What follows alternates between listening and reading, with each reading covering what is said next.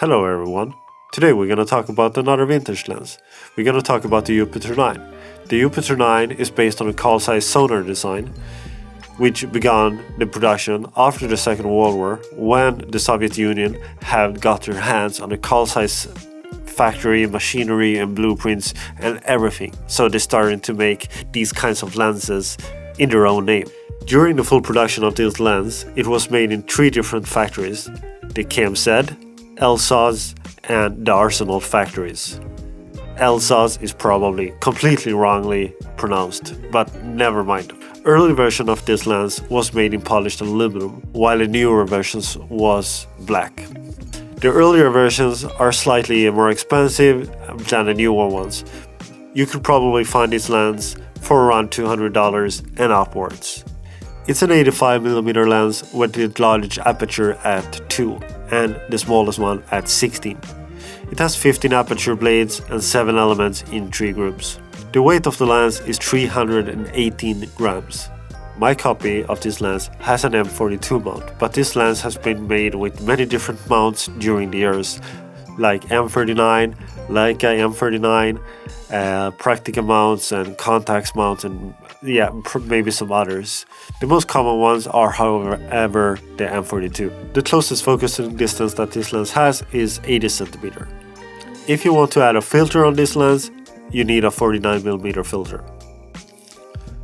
The Jupiter 9 has a preset aperture, which means that you have 2 aperture rings. One of the rings controls the aperture number, while the other is actually controlling the aperture blades, and that one are of a clickless design. The fun thing with this lens is that it has 2 different characters. Wide open at an aperture of 2, it's a little bit soft and glowy. There's a cubical look on it, and a certain look on it. Rumors said that it was made this way to be a better portrait lens. I'm not sure if that is true, but it could be, because when you stop it down just one stop to 2.8, the character changed completely.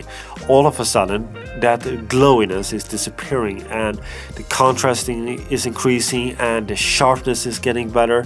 So it's like 2 different lenses in one package. The bokeh of this lens is quite interesting as well. Sometimes it's like the lens wants to swirl, but it can't produce the swirls. It's just like it has the tendency to want to swirl, but it doesn't.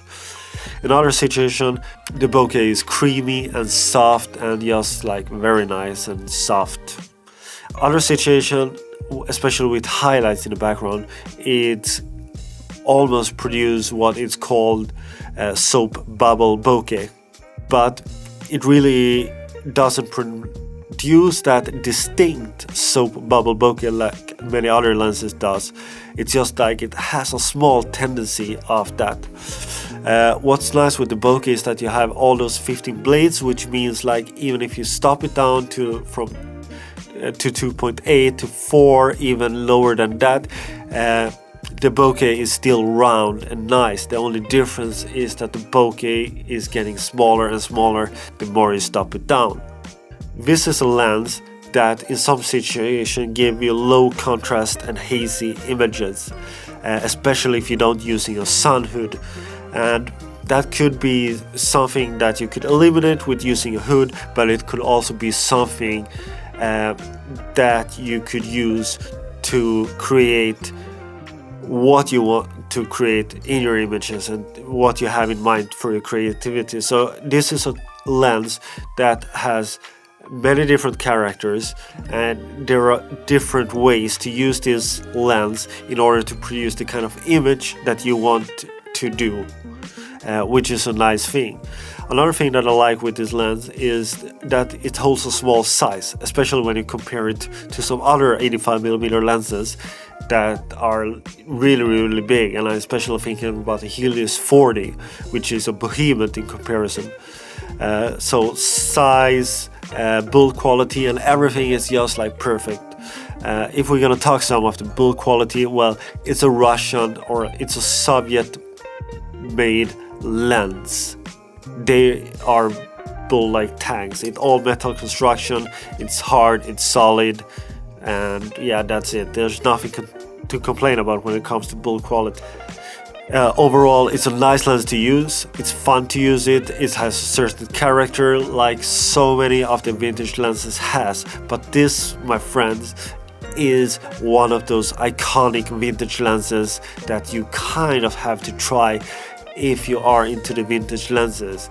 It's almost like a Helios lens, the Helios 44 or the Helios 40 or the Super Takumar. There's so many options and there's so many lenses that are iconic, and this is one of those. If you enjoyed this film where I'm talking about the Jupiter lens, I would really appreciate if you would subscribe to my channel. It would help me a lot to make more films like this that you could enjoy. If you want to see more content similar to this, I have a playlist with more camera related stuffs here, and click here to subscribe. Thanks for watching, and I see you later.